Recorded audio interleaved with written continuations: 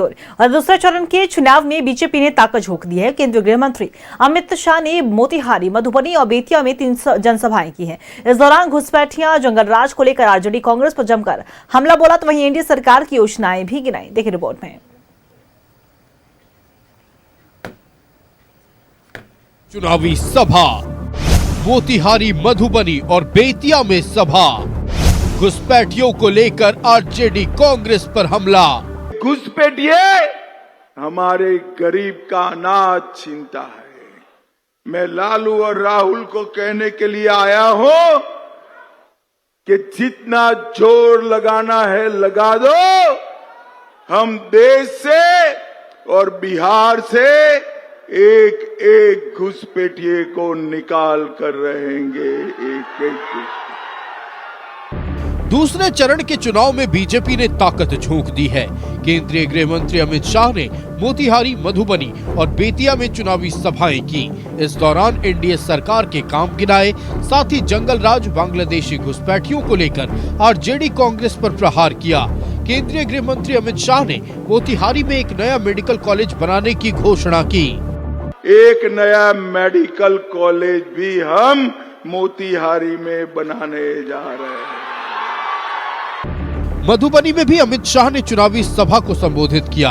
इस दौरान केंद्रीय गृह मंत्री ने सेना पर दिए राहुल गांधी के बयान को लेकर कांग्रेस पर निशाना साधा। अमित शाह ने कहा कि आरजेडी कांग्रेस के लोग अब सेना को भी जातियों में बांटना चाहते हैं। ये राहुल बाबा ने अभी कहा हमारी सेना में किस जाति का कितना लोग है, किस धर्म का कितना लोग है।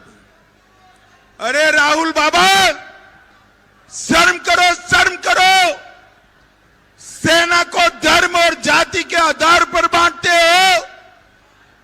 किसी भी जाति का वीर जवान हो, सेना में जो जाता है हम उसका सम्मान करते हैं, सम्मान करते हैं।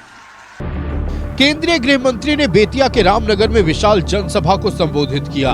इस दौरान उनके निशाने पर आरजेडी और कांग्रेस रही। उन्होंने कहा कि जंगलराज के समय बिहार की चीनी मिल बंद हो गए थे, लेकिन अब एनडीए सरकार बंद सभी चीनी मिलों को चालू करेगी।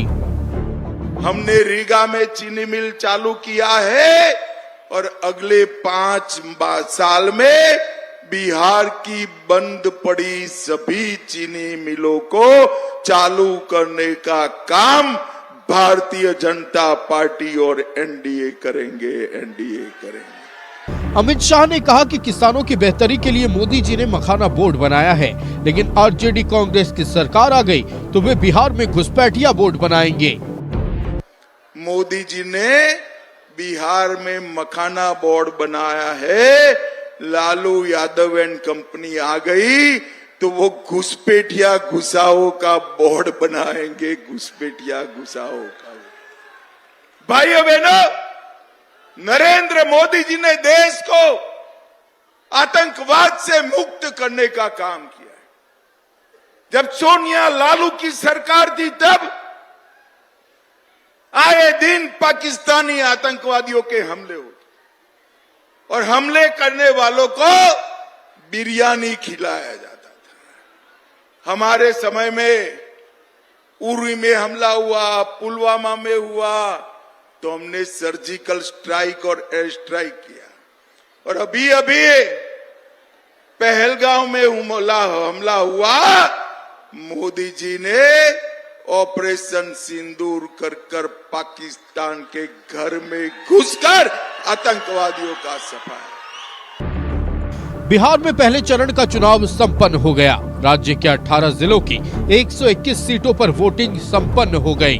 अब 11 नवंबर को बाकी के 122 सीटों पर मतदान होगा। ऐसे में दूसरे चरण के चुनाव के लिए एनडीए ने ताकत झोंक दी है।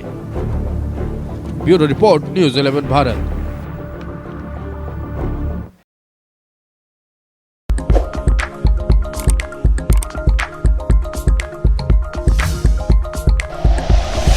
Like and share videos, subscribe करें हमारा चैनल और प्रेस करें बेल आइकॉन। न्यूज़ 11 भारत, सच है तो दिखेगा।